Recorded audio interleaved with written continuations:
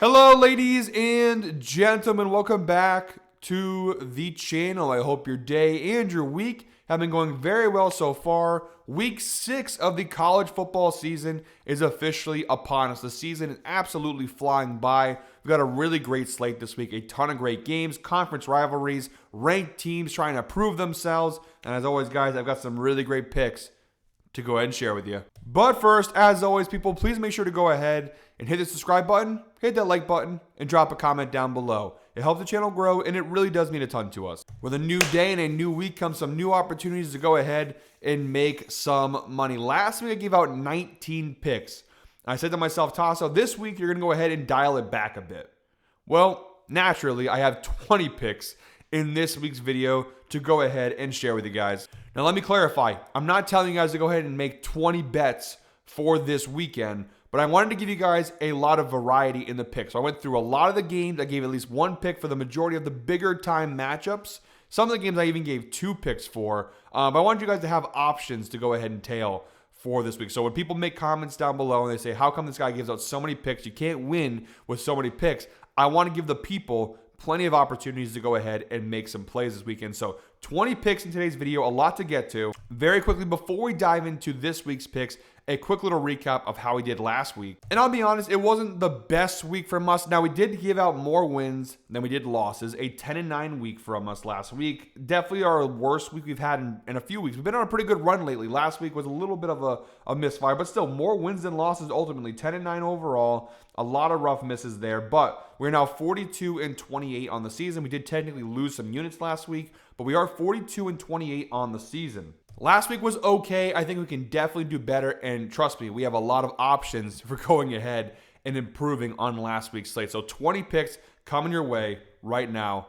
Let's go, guys. Strap in. It's going to be a long one. Do not worry, though, guys. I'm covering a lot of games in this video. I will put timestamps down below in the description for each and every game I discuss, so you guys can go ahead and jump around. I also have the final plays in the pinned comment down below, making it easy for you guys to go ahead and follow along and tail. All right, guys, in our first pick in this Week 6 college football slate, we have one game on Friday we're looking at here, and it's West Virginia at number 23 ranked BYU. 10:30 p.m. kickoff tonight. And I'm going with West Virginia here on the spread, plus 20.5. We'll jump over to the outlier screen here. West Virginia plus 20.5, grabbing that for minus 121 over on Novig. Best odds available to me. As always, guys, make sure to go ahead and shop around for the best sportsbook odds available to you, because what's best for me may not be best for you. Sometimes, like if you have Hard Rock Bet, a little more value there, minus 115. Now, admittedly, West Virginia has not been playing very well. As a matter of fact, they've gotten blown out in each of their last 2 games against Big 12 competition. Utah destroyed them 48-14. Kansas destroyed them 41-10. So this point spread being that big, they can lose to this big of a point spread. They've done it each of the last 2 weeks. Why I'm taking them here in this spot against a ranked BYU team is because I don't think BYU is all that proven yet compared to a team like Kansas or Utah. West Virginia did beat Pitt, obviously a very close win there, but obviously a big win for West Virginia. I just don't think BYU is all that battle-tested, whereas West Virginia has now played 3 weeks in a row. Pitt, Kansas, and Utah, some pretty good competition. BYU's toughest game of the year so far is Colorado, and I don't think that's saying too much. Colorado, not the best of teams this year. East Carolina, Stanford, and PRST, just not the level of competition you'd like to see. I just don't trust BYU. All their numbers are great. Their defense looks really good. Their offense looks really good from a numbers perspective. But of course, your numbers are going to look good when you play a cupcake schedule, which is what BYU has played. And I feel like with BYU, it's been the same thing the last couple of years. This team puts themselves a cupcake schedule for the first, month or 2 of the season. They win a bunch of games. Their numbers look good. They're ranked nationally. And then they start playing the conference games. They start playing the ranked games. And you start to slowly see BYU fade.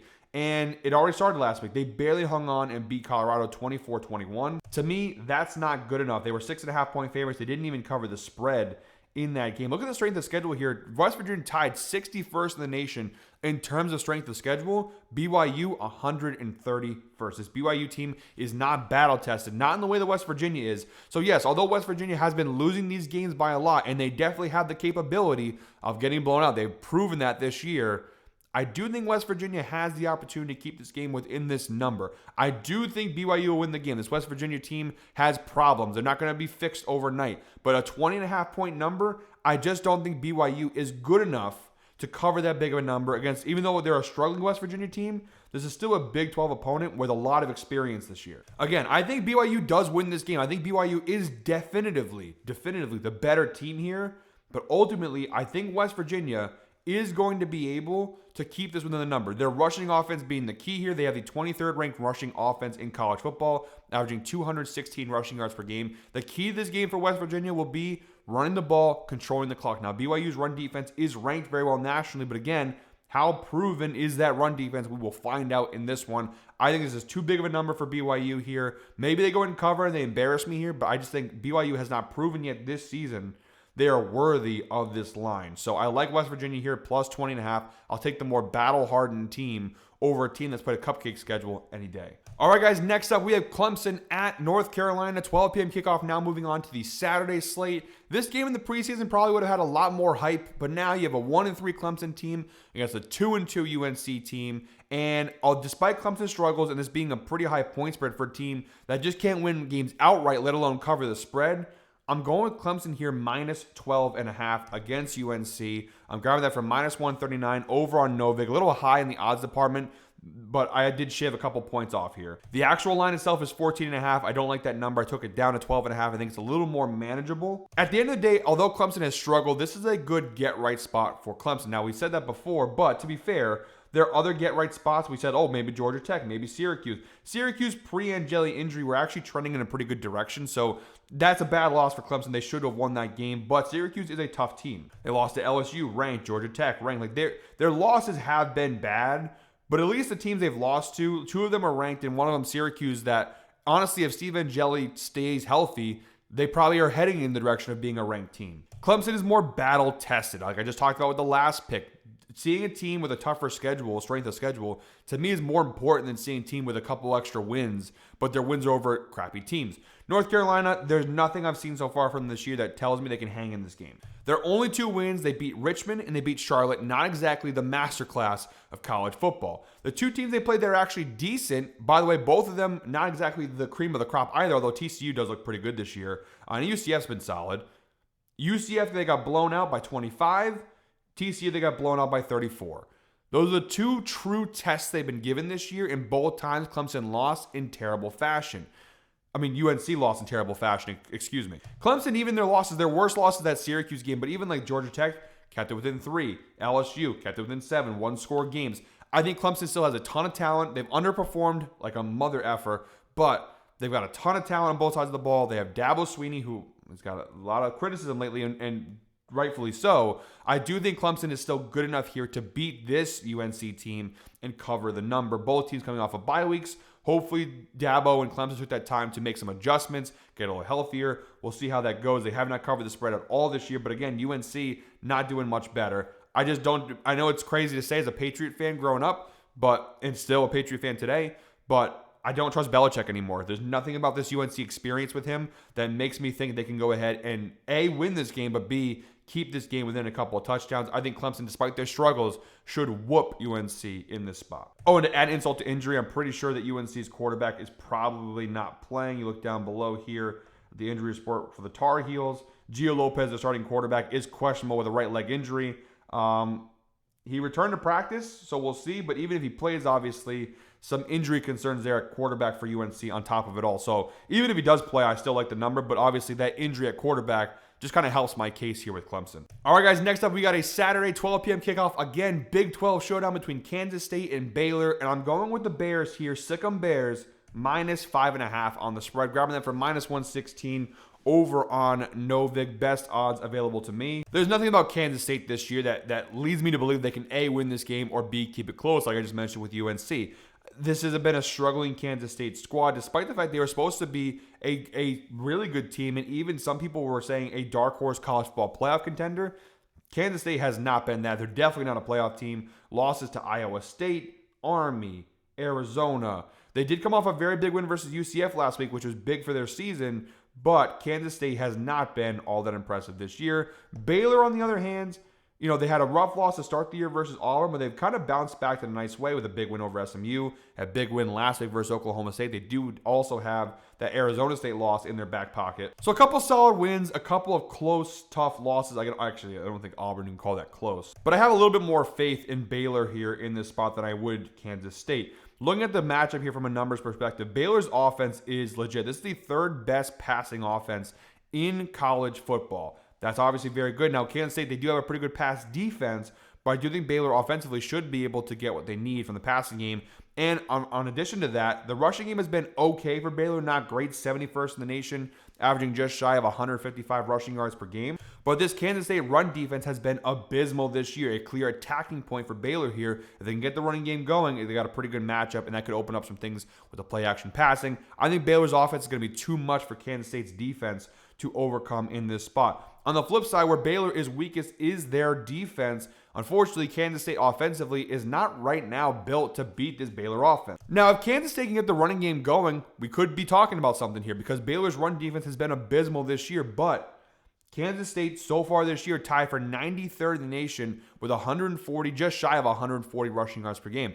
They should be a great running team with a dual threat quarterback like Avery Johnson, but he's the only guy in this offense that has been consistently able to get the running game going. Nothing else. This offense has not been great. This defense has not been great. Kansas State has fallen well short of expectations. And ultimately, I think Baylor is the more proven side in this spot. They have their own defensive issues here, but I think their offense is good enough to at least win this game at home in Waco and cover the total. The over, the spread. Cover the spread. Jesus. I just -5.5. They're at home. Good value. I just don't think Kansas State offensively right now is in a position to attack this Baylor defense. And if that's the case, Baylor's offense is going to get some scores. As good as Kansas State's defense is in some areas, Baylor's offense is one of the better ones in college football right now. They should be able to get away and score some points here. I just don't think Kansas State is going to be able to score enough to keep this game close. So I like Baylor here, -5.5. Also, the Wildcats are 1-5 against the spread in their last 6 games on the road. A lot of those games being Big 12 showdowns. So not really looking forward to this one for Kansas State. I think Baylor is definitely going to be the better side in this one. All right, guys, next up, we have another Big 12 showdown here. Iowa State, number 14 ranked Iowa State, on the road, taking on non-ranked Cincinnati, 12 p.m. kickoff on Saturday. I actually have 2 picks in this game. My first one being Cincinnati money line here. Now, I've been fading Iowa State all year long, and it hasn't done me much good.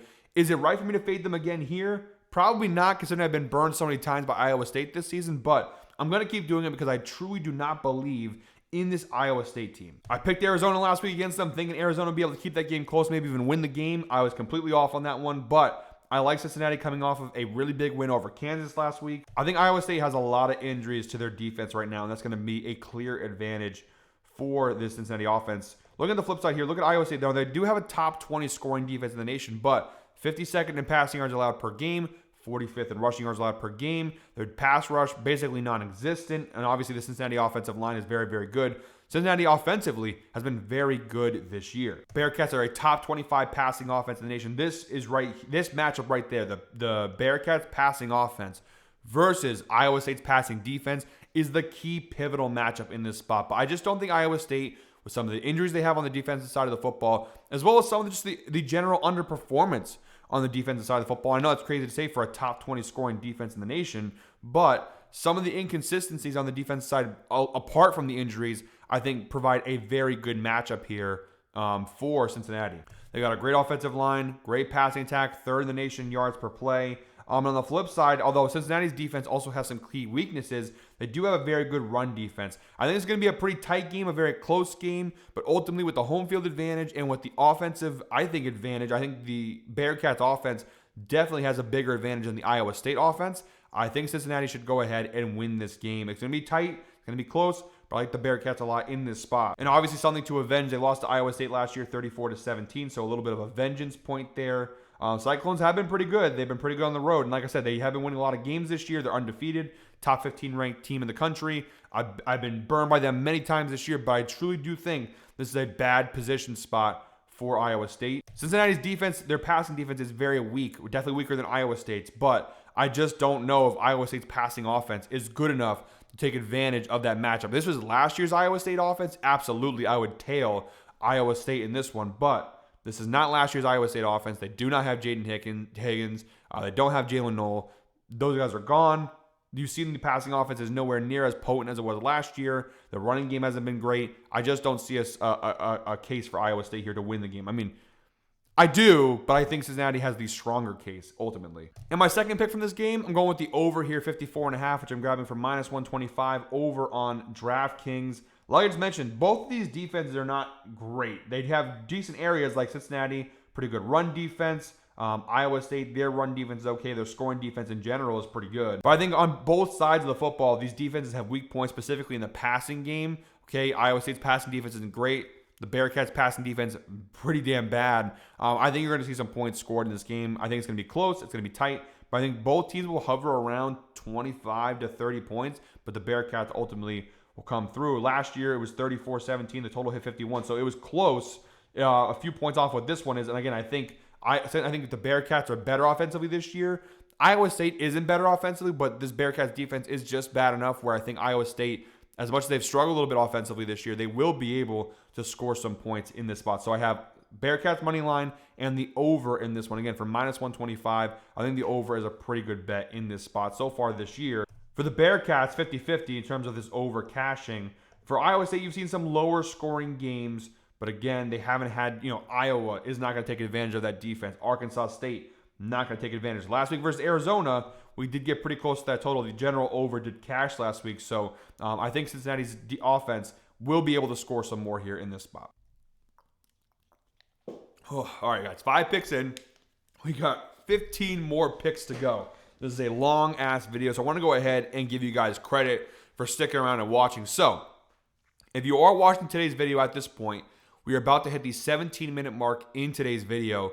Please go ahead and comment 17 down below if you are watching this video at this point. And I'm going to give one lucky commenter a free $25 Amazon gift card. I will reveal the winner during next week's college football video. At the top of the video, I'll go ahead and give a special shout out to the winner. But yeah, comment 17 down below, and I'm going to pick one lucky commenter to win a free $25 Amazon gift card. I want to give you guys credit because I know sitting down and listening to me ramble for an hour long is not exactly the most fun thing in the world. So I appreciate you guys supporting me and watching and subscribing and showing the love and all that stuff. So comment 17 down below, and we're going to pick one winner to go ahead and win a free $25 Amazon gift card. All right, guys, moving right along here, we have another 12 p.m. kickoff game on Saturday, a little SEC action. We have number 12 ranked Georgia hosting non-ranked Kentucky, and I think this is going to be a big bounce back spot for the Bulldogs in this spot. I'm going with 2 picks in this game. The first one being Georgia on the spread, -20.5, which I'm grabbing for +103 over on Novik. So a nice little plus money play here.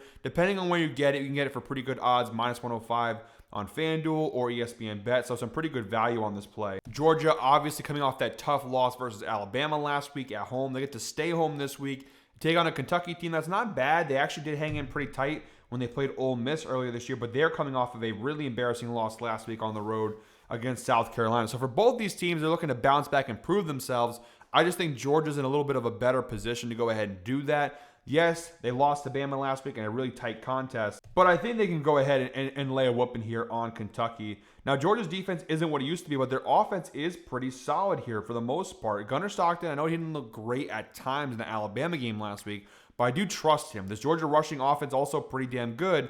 This game is all about the matchup. This Kentucky defense just not that great. Tied for 83rd in the nation in terms of scoring, 105th in passing yards allowed. That's very good for Gunnar Stockton, who obviously Georgia wants to win this game, but maybe win with some flashy style points as well, kind of build their resume back up following that loss. They also have obviously a clear advantage in terms of their rushing attack against Kentucky's rushing defense. Kentucky's pass rush almost non-existent. So I think Georgia's going to have a really good time here offensively in this one. And although Kentucky's offense, there are some strengths, their running offense being one of them, it's not a good matchup here versus Georgia. Their passing offense is not very good. That's where Georgia's weakness has been so far this year, is their passing defense.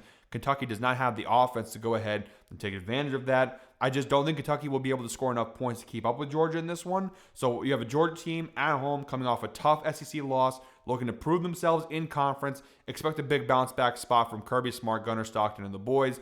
-20.5. That's the first of 2 picks from this game. And then honestly, just kind of piggybacking off of that last pick, we're going Georgia team total over 32.5 points here, which I'm grabbing for minus 140 over on DraftKings. Again, I just talked about there's a clear advantage for this Georgia offense against this Kentucky defense here. I think Georgia will score a healthy amount of points. Now, they've cashed this total in 2 of their 4 games so far this year versus Marshall and versus Tennessee. They cashed this over. Austin Peay and Alabama, they did not. But again, Kentucky, a very good defensive matchup here for Georgia's offense. The last time these two teams played last year, back in September, it was a very low-scoring affair, 13-12 win for Georgia. 2 very different teams, very different circumstances over a year later. I do like Georgia a lot in this spot. They also cashed at 50% of their games last year and averaged 31.5 points per game. Again, that's Carson Beck, totally different offense. I just love the defensive matchup. I think Georgia's going to go ahead and pile on some points in this one. And don't believe me? Well, look at the last couple games. Points versus Kentucky. South Carolina gave up 35. They gave up 35 points, to South Carolina last week. 23 points to EMU. They gave up 30 points to Ole Miss. Now, obviously, in terms of their actual team total lines, EMU, I believe that's Eastern Michigan, they only had 9.5 point line. They scored 23, so they blew past their expectations there. Ole Miss just fell short of their line, and so same thing with Toledo. So these team scoring totals, all the teams have either cashed it or missed it by 1 point when playing Kentucky this season. So I think it's a pretty good spot for Georgia. All right, guys, next up, we have another Big Ten showdown here. Wisconsin at Michigan, 12 p.m. kickoff on Saturday. And I might surprise some people where I'm going with this one, but I'm going with the Wisconsin Badgers on the spread plus 19.5. I actually have 2 picks for this game as well. Now, it might seem surprising I'm tailing Wisconsin here. And honestly, when I took them, I surprised myself a little bit because I thought going into this game, I'd love Michigan regardless of what the spread was. But I do like Wisconsin quite a bit. I think there's a good amount of value here. Now, one thing I will mention off the top is the public betting numbers, which I do like to go ahead and take a look at for all of these games. Typically, they are the deciding factor. Not all the time, but typically, like if it's really torn on a spread, the public money is where I'll kind of side with. Or the public betting information, is where I'll kind of make my decision. In this case, 69%. We'll pause for the applause. 69% of all the public bets are on Michigan spread. This is according to Action Network, of bets they've looked at. 69% of the bets have been on Michigan. Yet, 90% of all the money is on Wisconsin spread. What does that tell us? It means the public is heavily on Michigan. The majority of the bets are on Michigan. Yet, the sharp bettors and the big bettors, the guys who have cash to spend, their money is on Wisconsin in this spot. That should be telling you something about where this game might go. It is a very big point spread, admittedly. And I don't know where the points are going to come from Wisconsin. Ultimately, what I think is going to happen here is that Michigan will have a hard time scoring the football. And that's how Wisconsin will keep this game close, because Wisconsin's offense is pretty bad. They got injuries at quarterback as well, which don't actually make things any easier. Look at Wisconsin's offense, tied for 109th in the nation in terms of scoring. 89th in passing yards per game, 110th in rushing yards per game. And this is a pretty good Michigan defense. So I don't really know if Wisconsin will score many points at all in this one. But this pick is sort of decided on the fact that I don't think Michigan's going to score a lot of points in this game either. Again, as long as they don't lose by 20 or more in this spot, Wisconsin covers the spread. If Michigan wins this game 21-7 or 21-10 or 24-7 or even 26-7, the spread still is covered on Wisconsin. Now, if we get to 20 plus points, obviously we lose. I just think Wisconsin's defense is good enough ultimately, and they have a key pivotal spot here where they can slow Michigan's offense down. Now, Wisconsin's pass defense has not been very good, but neither has Michigan's passing offense. You see Michigan's passing offense, look at the right side of the screen here, 106th in the nation in passing yards per game for Michigan. Not very good. Now, Wisconsin's passing defense, 89th in the nation in passing yards allowed per game. Also not very good. But that means that although they would typically have an advantage, or even if they do have an advantage there, a point of weakness to attack, I don't think Michigan has the capability from a passing standpoint to attack that weakness. True freshman Bryce Underwood, a lot of great stuff we've seen from him, but he's a bit inconsistent in terms of the passing game. Michigan also doesn't have those superstar wide receivers they need for a quarterback like Underwood. Where Michigan's offensive strength has been this year has been their running game, the 8th best team in college football in terms of rushing yards per game, averaging 253.5 rushing yards per game. Now, normally, that's really good, but in this spot, you're going up against the number 1 ranked defense nationally in terms of yards per game. 50th in the nation. This team is dominant against the run. They have really high tackling grades. Everything from a running defense perspective is strong for Wisconsin. So their biggest strength defensively combats Michigan's biggest strength offensively. If they can slow down Michigan's rushing attack, which I think they definitely can, both these teams coming off of bye weeks here as well, so they've had some time to go ahead and rest and game plan, specifically Wisconsin, coming off those 2 losses, tough losses to Bama and Maryland. They've had some time to get their team healthy, specifically at the quarterback position. We'll see how that plays out, who will get the start at quarterback for Wisconsin in this spot, but also to game plan for Michigan. It's a Big Ten game, conference rivalry game. This is the first time these teams have played since 2021, so it's been a hot minute. I think Wisconsin's defense can slow Michigan's offense down enough to keep this game within the number. We don't need Wisconsin to do much offensively as long as they can slow Michigan down. And you look at Michigan's point totals, they haven't been this crazy high-scoring team this year. 34 points versus New Mexico in week 1. They had 63 points versus Central Michigan, but again, that's Central Michigan. 30 versus Nebraska, 13 versus Oklahoma. You know, they're not going to score 40 points in this game, I don't believe. I really don't think so. I think Wisconsin's defense is good enough to keep them below that point total. The question is how low. Again, if Michigan scores over 30 points, we could be in a bit of trouble because I don't know how many points Wisconsin will score in this one. But I'm putting my faith in Wisconsin's run defense. They'll be able to slow Michigan down, force Bryce Underwood to throw, and maybe cause some mistakes on the offensive side for Michigan. I think Wisconsin 19.5 is a big point spread. I think they're going to be able to keep this within the number. I think they'll be able to go ahead and keep that within the number. And my second pick from this game, and I think for obvious reasons, I just kind of highlighted in the under 44.5 in this game, which I'm grabbing for minus 122 over on Novig. Like I said, I don't see where a lot of points are coming from this game. If Wisconsin can slow Michigan down, let's say Michigan does break through, right? And maybe my spread pick's wrong. I think one of these two is going to be right, and the under is definitely going to be right in this one. Because even if Michigan does score 34 points in this game, do we see Wisconsin scoring more than 10 points? I don't know. I don't think Michigan... I think this game, honestly, is going to be something along the lines of 27-10 Michigan or 24-10 Michigan. I think Michigan's going to win by 2 touchdowns. It's going to be a bit of a sweat in terms of the spread pick, but I don't see Michigan scoring a lot, and I definitely don't see Wisconsin scoring a lot. So I think the under 44.5 is a very good spot in this one. All right, guys. How you guys doing? Comfortable? Feeling good? We're 27 minutes in. We have 9 picks down, about halfway through. 9 picks down, 11 picks still to go. So we still got some work to do here, but we're getting there. We're doing it together. One more break before we continue on with the last 11 picks here. I want to talk to you guys real quick about the sponsor of today's video, Novig. Guys, if you have not dabbled into peer-to-peer exchanges, you are absolutely missing out. Using Novig allows you to get unbeatable prices and lines just about every game. As you've seen from this video, I've given you guys quite a few lines where Novig's had the best lines available among all of the sports books. Why is this? Because it is other users setting the lines, setting the odds. You are competing with other users here, not the big books. Peer-to-peer is growing at a crazy rate, so don't be late to this. Sign up for Novig today using the link down below in the description as well as the pinned comment, and you'll get a nice sign-up bonus of up to $50 as well. Check it out, guys. It operates just like your normal sportsbook, but with better lines. One more time, link down below in the description as well as the pinned comment. Sign up today with that link, and you get a nice bonus of up to $50. So thank you to Novig for sponsoring today's video. Really great tool, really great partner of the show. And with that out of the way, let's go ahead and dive into the final 11 picks in this week's video. All right, guys, next up we have some ACC action here. We have number 24 ranked Virginia coming off an impressive double overtime win over then number 8 ranked Florida State. Now they're ranked number 18. But a very massive double overtime rank win for Virginia. Going on the road to take on non-ranked Louisville. 3:30 p.m. kickoff on Saturday. And I am going with Virginia here plus 7.5 on the spread. Minus 129 over on Novig, by the way. One more time, shout out to Novig. Plus 7.5 on the spread. Now, this one isn't obvious. I get it. The public is all over the fade the Virginia spot. Typically in college football, when a team like Virginia wins a big game like they did last week versus Florida State, it's typically good business to fade them the following week, especially when they're playing a team like Louisville, who has been very, very strong this year. But in this case, I think the spread is pretty favorable in the part of Virginia. Now, first and foremost, we'll talk about the public betting information again.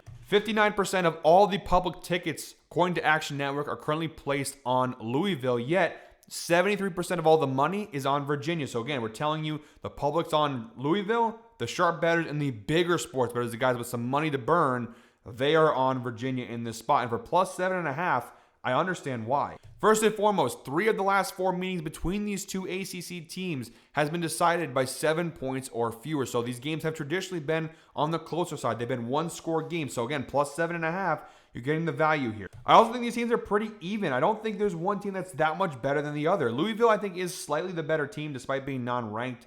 But I do think these teams are pretty close in terms of talent and skill and all that stuff.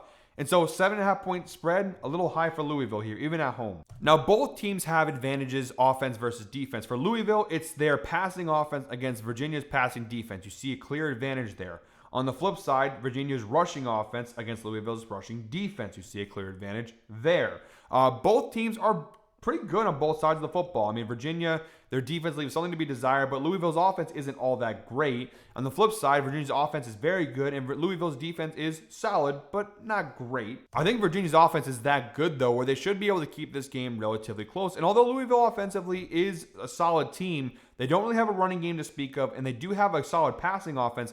I don't know if that'll be enough against Virginia, who they can control the clock, control the time of possession with their running game. Virginia, very good offensive line. Again, they can run the football. And honestly, their passing game is nothing to scoff at either. 22nd in the nation in passing yards per game. So a lot of great metrics for Virginia offensively. Yes, I get it. Their defense isn't the best. But I think their offense is good enough here where they should be able to keep this game within the number. I'm not saying I'm not picking the money line here. I'm not picking them to win necessarily. But I think 7.5 for teams that are pretty even, honestly. And Virginia, which has a top 10 offense in terms of scoring right now in college football, I just have a hard time thinking Louisville will cover this spread of 7.5 points. The sharp bettors seem to be aligned with Virginia here. They're coming off a big win. I know it's a typical fade spot here, but there's also an argument to be made coming off that Florida State win. They have a lot of positive momentum coming into this matchup with Louisville. Again, 3 of the last 4 matchups between these two teams has been decided by 7 points or fewer. The last time these two teams played last season, Louisville won on the road against Virginia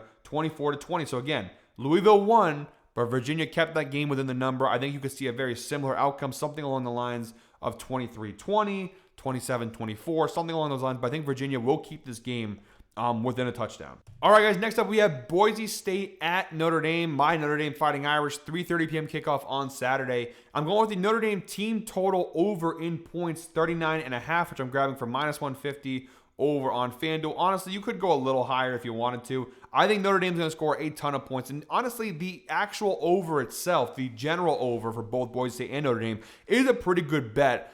I just trust Notre Dame a little bit more to do the scoring here. So I think their team total over is a surefire bet. The actual is over itself. You're now relying on Boise State to contribute a lot. Notre Dame's defense has been pretty bad, so I can see it. But I just think the Notre Dame team total over is a slightly better play. Boise's defense is not all that good. 76th in the nation in scoring defense, 42nd against the pass, 86th against the rush. Some of the numbers are not bad, but you also have to remember who Boise State has played this year. They have not had the toughest of schedule. Boise's toughest game was USF, and they got crushed in that one. 34 points to give to USF. They gave up 37 points to Air Force. So, I mean, this is a team that does give up a healthy amount of points. I think Notre Dame will win this game. I think Notre Dame will score a lot of points in this game, but I think their team total over is a pretty good bet. They've cashed it in 3 of 4 games so far this year. They've hit 56 points in each of their last 2 games. They literally got Sam Pittman fired at Arkansas after last week's game. And yeah, the defense is bad, but the offense has been really good. And as a Notre Dame fan, it really stinks, and I'm not disrespecting Riley Leonard in any way. I think he was incredible last year. One of the greatest seasons, maybe even the greatest season of my life as a Notre Dame fan, was last year with Riley Leonard. But imagine if you could take this year's Notre Dame offense and put it with last year's Notre Dame defense. They would be the most unstoppable team in college football, I think. I think they would win the national championship this year if they had that. And they should have that because the defense has a lot of returning talent from last season. I digress. We're not here to talk about Notre Dame, and we are, but not in that regard. I just think they're going to score a ton of points in this one. Boise State's defense not going to be able to slow this team down. CJ Carr, this whole offense, they are humming right now. Jeremiah Love, Jadarian Price, those guys, the 1-2 punch at running back have been incredible. They've crashed in 3 straight games. This team has been a high. The only game they didn't was 24 points versus Miami, and Miami obviously the 3rd ranked team in the country right now. So I think Notre Dame, they've been going crazy lately offensively. I don't think that'll stop versus this Boise State defense. So give me Notre Dame team total over. What was it? 39.5 points. Forgot my own line. 39.5. Honestly, you could do 45.5. I still would probably like this. But over 39.5, minus 150, over on FanDuel. All right, guys, next up we have a ranked on ranked matchup, one of 2. ranked unranked matchups this week. We have number 16 ranked Vanderbilt at number 10 ranked Alabama.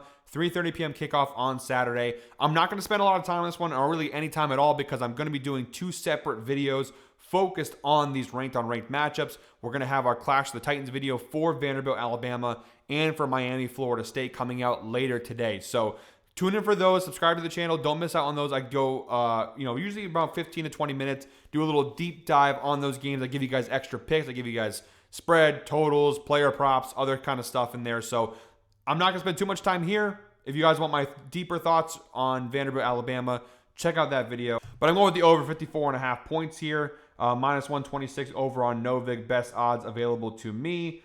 I think both these offenses are pretty damn good. Specifically, their passing offenses have been really good.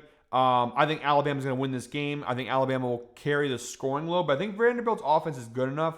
They're going to keep this game close. They have a clear advantage. They can run the football against Alabama's weak run defense. Alabama, a very strong pass defense, but I still think Vanderbilt will be able to move the ball through the air. I think both offenses are really good. I think, obviously, Alabama a little bit of a better matchup because I think Vandy's defense not as strong. I think Vanderbilt's going to keep the game close. Again, spoiler alert for my video. Go ahead and check that out for the rest of my picks for this game. But I think the over is a very good bet. Both teams are going to score a healthy amount of points here. Vanderbilt, the over is cashed in 60%. This over, I should say, of 54.5 has cashed in 60% of the games this year. Bama only 25%, but they have cashed the actual over in 3 of their 4 games. Same thing with Vanderbilt. A lot of the overs have cashed here. So I like the spot a lot, although the insights are telling us the under has hit in 4 of Vandy's last 5 road games. I'm not concerned. I think this is going to be a very high-scoring affair. And by the way, the last time these two teams played last year, 40-35, Vanderbilt won, obviously, big upset win, but a lot of points were scored. I don't know if we'll get to that high of a total, but it's going to be over 54.5 for sure. All right, guys, next up, we have number 9 ranked Texas at non-ranked Florida. A little SEC showdown here. I have 2 picks for this game. The first one being the first half spread. I'm going with the Longhorns minus 2.5. First half spread minus 118 over on FanDuel. Pretty simple here. Texas has been dominant in the first half, specifically on the defensive side of the football. You see their 4 games have cashed this first half spread of 2.5 in 3 of their 4 games this season. The only game they didn't was versus Ohio State back in week 1. It's been pretty good. I mean, the most points they've given up in the first half was 7 to Ohio State. San Jose State also had 7, but you see Texas has been a very dominant team in the first half. Florida, in the meantime, not as dominant. I mean, 50-50 in terms of the plus 2.5 line. Each of the last 2 weeks, though, versus ranked teams, Miami and LSU, they have trailed by at least 3 points going to halftime. They've also given up 13 points in each of the last 2 weeks. Texas should be able to do something similar in that regard. Their defense has been so dominant. They're not giving up anything in the first quarter or really the first half in general. This Florida team has been struggling. They are coming off a bye week, so they do have some extra time to prep for this one. But they've obviously lost 3 weeks in a row here, and I don't really see it getting much better versus a Texas team also coming off a bye week here. So I like Texas a lot here in this spot. These teams did play last season, and by the way, Texas covered the first half spread 35-0. They were leading at halftime November of last year. So yeah, I think Texas is in a pretty good spot here. And then my second pick from this game is just the general spread. I'm going with the Longhorns here, minus 5.5. Grabbing that for plus 100 over on ESPN Bet. You're getting great value because of, I think, the Arch Manning stuff. I think a lot of people have sold their Manning stock already. And I'll be honest, he hasn't looked very good this year. But I do still think Texas is one of the better teams. And honestly, Florida has just been pretty damn bad. So it's hard for me to go ahead into this game and give Florida much credit at all. The only thing I can say is Florida's been pretty battle-tested. They played 3 straight games against teams that were ranked at the time they played them. Obviously, that's mentioning USF, who was no longer ranked, but at that actually, USF was not ranked at that point either. So, back-to-back games, though, against ranked teams, LSU and Miami, their offense just has not been good. 16 points versus USF, 10 points versus LSU, 7 points versus Miami. Even if, and this is a big if, Texas offense struggles here, is Florida going to be able to score enough to make this worthwhile? I don't think so. Texas defense has been very, very good. The most points they've given up in a game this year was 14 points to Ohio State back in week 1. That's Ohio State, the number 1 ranked team in the country, managed to score 14 points on this Texas defense. Admittedly, Texas offense has not been that great this year, but their defense is the second best scoring defense in college football. 16th against the pass, 3rd against the run. This Florida offense, you see all the numbers. It's been abysmal. Texas's defense is going to shut Florida down in this spot. The key question is, how good can Texas's offense be? Can Arch Manning get something going? Because Florida's defense has been pretty solid. This is going to be a lower scoring game. The under, honestly, is a very good bet for this spot as well. But I think Texas should be able to cover this spread and win the game. It'll be tight, but I think 6-point win for Texas is very gettable here. I think Arch Manning and the offense will do just enough to beat this Florida team. The good thing is I just don't see Florida scoring many points against this Longhorns defense. It's just a matter now of how efficient can Texas offense be in a pretty tough matchup on the road in the swamp against a Florida defense that has been pretty good. So tough spot, but I do like Texas here. I think the defense is just that good where they'll go ahead and win this game and win it pretty strongly. All right, guys, next up we have Penn State at UCLA, 3:30 p.m. kickoff on Saturday. This one, I don't have to spend too much time on it. It's a pretty simple one. I'm going Penn State minus 23.5 here. Grabbing that from minus 130 over on Novig. Look, this is where James Franklin makes his money. Obviously, I kind of called that game perfectly last week versus Oregon. This is if you're a Penn State fan, you should know this by now. This is the James Franklin experience. You win a bunch of games against weaker competition. You build yourself up. You get top ranked nationally. Then you play a team like Oregon and you lose. And we're right back to square one. Rinse and repeat. They're going to crush UCLA in this game. This is where James Franklin makes his money. This is where he gets his wins. He's going to kill UCLA here. They're going to win by like 30 plus. You know, we'll talk about Penn State being dominant. Drew Lohr will have a big game. And then the next time they play Ohio State, they'll probably end up losing. This is the James Franklin cycle. UCLA has been very bad this year also. I mean, they literally have covered the spread in one of their 5 games this year, one of their 4 games, this year. Although you do see this little insight provided by Outlier, UCLA is 5-2 against the spread in their last 7 games versus top 25 scoring defenses. They fired their head coach mid-year. It's been a rough year for UCLA. I just don't see this going well. 119th scoring defense. This team 133rd in rushing yards allowed. That's obviously very good because Penn State, pretty solid rushing offense. And then you flip the side. I mean, UCLA 134th scoring offense. 99th in passing yards per game, 106th in rushing yards. There's nothing good about this UCLA team. Penn State is still one of the top 25 teams in the country. They're still I think they're still top 10 too. Still a very good ranked team. But, you know, this is where Penn State makes their money. So I expect a big one. The last time these two teams played was pretty close last year, but, you know, UCLA a very different spot this year. So Penn State minus 23.5. Don't overthink it. James Franklin makes his money in games like these. Speaking of Big Ten action, we have Washington at Maryland, 3:30 p.m. kickoff on Saturday. And honestly, I did not expect to be covering this game. If you told me in the beginning of the year that Washington, Maryland would be on my play sheet, I'd be like, yeah, it's probably a game I'd probably avoid. But in this spot, I actually do like this. These are two teams that have been impressive. Washington's 3-1, coming off obviously a rough loss versus Ohio State last week. I actually put them on my play sheet last week. I thought Washington would do much better. They lost by 18, did not cover the spread. That being said, I still like Washington a lot this season. And Maryland 4-0, a very surprising 4-0 team. The last time we saw them, they had a very big win against Wisconsin. They're at home, off a bye, off a big win. Why am I going with Washington here, minus 6.5? Well, I just think they're a more proven team, a better coach, a more proven roster. Coming off a big challenge there with Ohio State last week. I just think Washington's a little bit more proven. Maryland, it's been a great run. It's been a great season. I think they'll continue to have a good season after this week. But I just think they met their match here. I think Wisconsin clearly had some issues at quarterback. Washington coming off a tough matchup with Ohio State, I think will bounce back in this one. I just don't trust Maryland's offense is going to be able to do enough in this one to win the game or keep it within this number. They can't run the football. They have a really poor rushing offense, Washington, a very strong run defense. Their strength has been their passing offense, and Washington's passing defense admittedly is not very good. But I think this Washington team in general is just good enough defensively to at least slow Maryland down a little bit here. And then on the flip side, defensively for Maryland, a very good defense, but this is a very good Washington offense. 13th in nation scoring. They're 52nd in passing yards per game, 29th in rushing yards per game. I just think that Washington's offense is good enough to go. They have the running and the passing. That they're going to be able to win this game. I think Maryland has to be able to run the football, and they can't in this one. They're going to have to rely too much on the passing game. And again, Washington's passing defense isn't great, but it's good enough where if you're going to have to keep throwing it, they're going to be able to make plays. It'll be tight, and honestly, 6.5 is a little bit higher than I'd like for a point spread. I am getting it from minus 108. Normally, I'd probably shave a point or two off, but I think this Washington team, coming off that Ohio State loss, is going to be very motivated. I just think for Maryland, their best game was the Wisconsin game, and that is a very big win. I just have question marks about Maryland, how legit this team is. Washington tied 27th in the nation in terms of strength of schedule. Maryland tied 118th. So I think Washington a little more proven. They obviously played Ohio State. They played Washington State, a little bit, Colorado State, which is not a great team, but, they're a little bit more proven. So I like Washington here, minus 6.5 on the spread. Next up, guys, we have some more Big Ten action here. We have Michigan State at Nebraska, 4 p.m. kickoff on Saturday. Surprisingly, I'm going with the under here, 51.5 in this spot. Grabbing that from -130 over on FanDuel, best odds available to me. First and foremost, right off the bat here, the public betting information. 52% of all the bets are on the over here. So it's not a massive majority, but still the majority of ticklets. You can tell with these long videos where I'm almost an hour long, sometimes the words get jumbled here. 52% of the tickets are on the over. Now that's still a majority. It's not a massive majority, but still more than the under, okay? However, despite 52% of the tickets being on the over, 79% of the money is on the under. So again, you are seeing that sharp action come into play here. The sharp bettors and the big bettors seem to be backing the under in this spot. And the line movement kind of reflects that. This line opened at 53.5. It's gone down as low as 49.5 earlier this morning.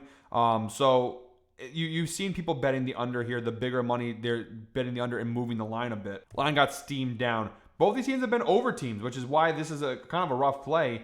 The under is only cashed in one of the 4 Michigan State games, and same thing for Nebraska, and both of them were in week 1. Since then, it's been high-scoring affairs for both of these teams, so you would expect coming into this one a lot of points. And although I do think Nebraska will be able to score a healthy amount of points in this game, I don't know if Michigan State will be able to keep up. Clearly, look at the right side of the screen here. Michigan State's defense very, very bad. 117th in passing yards allowed. Dylan Raiola should be able to go ahead and have a field day throwing on this Michigan State defense. It's not very good. They don't have a pass rush. They don't force turnovers. Tied for 109th in the nation yards per play. A lot of bad numbers for Michigan State's defense, and obviously for Nebraska's offense, a lot of good numbers there. Specifically, their passing offense being their key strength. Now, when you flip sides here, Nebraska's defense, unlike Michigan State's defense, is very, very good. The number 1 pass defense in college football, as a matter of fact. Now, they do have a weakness, and is their running defense, okay? 111th in the nation. In terms of rushing yards allowed per game, 173.5. Michigan State's 72nd rushing offense. So there is an advantage there for Michigan State. But I just think where Nebraska's offense is good enough, specifically their passing offense, is good enough to take advantage.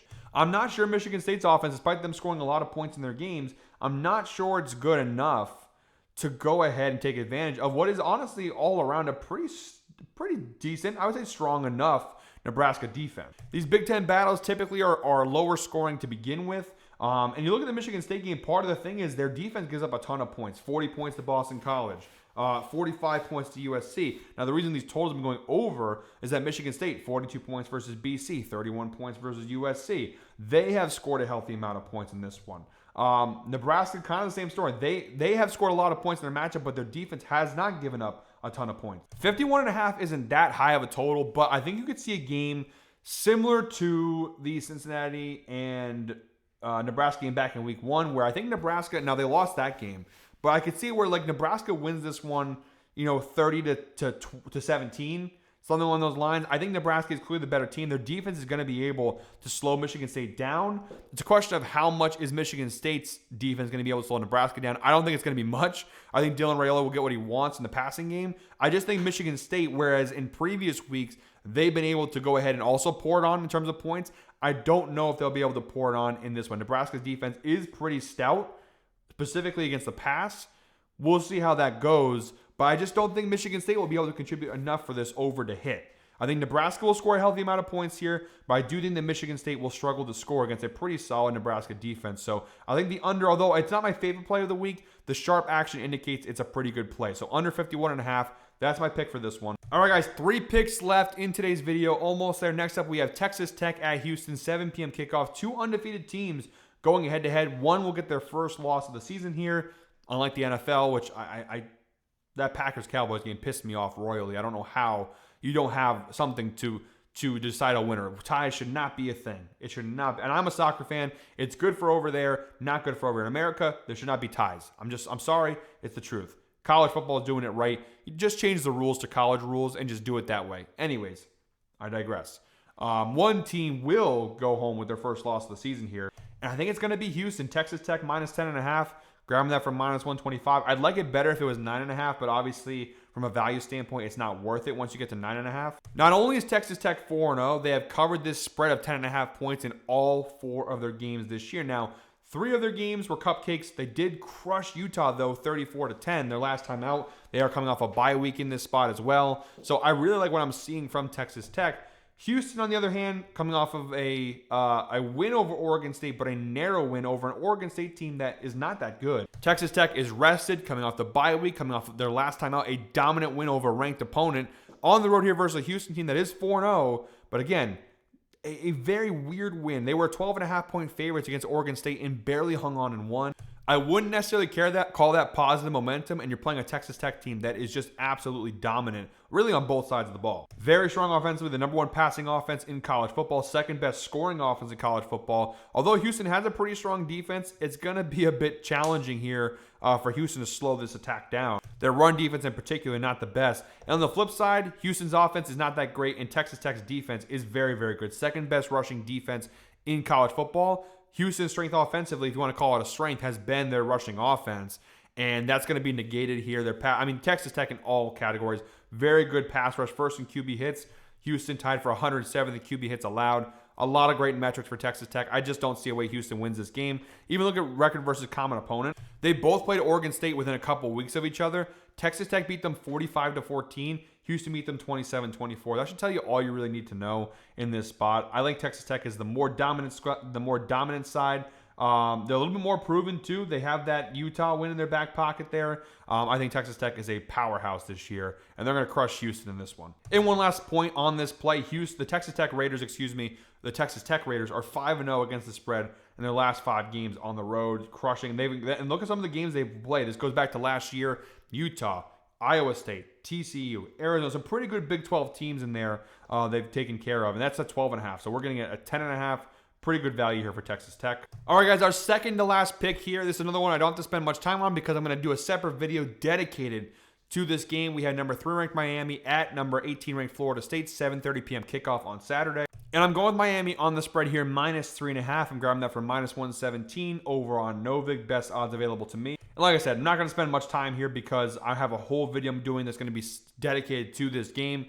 But to put it simply, I love Miami this year. They have been dominant. They beat my Fighting Irish back in week 1. And since then, they've done nothing but solidify their case here. You got a strong win over USF. The last time we saw them, a very strong win over Florida. They've got a bye week now, so they had time to rest and prepare for this Florida State team that's coming off a very rough loss in double overtime to Virginia. So you have one team that is soaring high, one team that kind of fell off the wagon a little bit last week. And I think Miami's still clearly the better squad for 3.5 points. I feel a little bit more comfortable. It was 3, but I think Miami, this team is dominant offensively and defensively. I think it's going to be a really rough time for Florida State here. So I love Miami in this spot, -3.5. All right, guys, and my 20th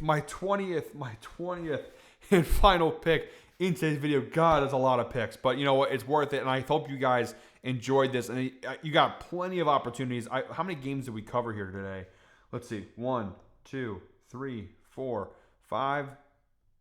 Oh, I just lost my count. Jesus Christ. 1, 2, 3, 4, 5, 6, 7, 8, 9, 10, 11, 12, 13, 14, 15. I gave you picks from 16 different college football games. Do me a favor, don't rush to the comments and say, will you no picks for this one?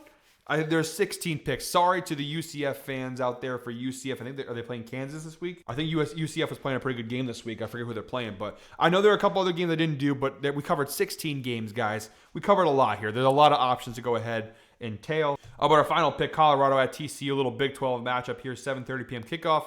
Going with the over here, 56.5 points.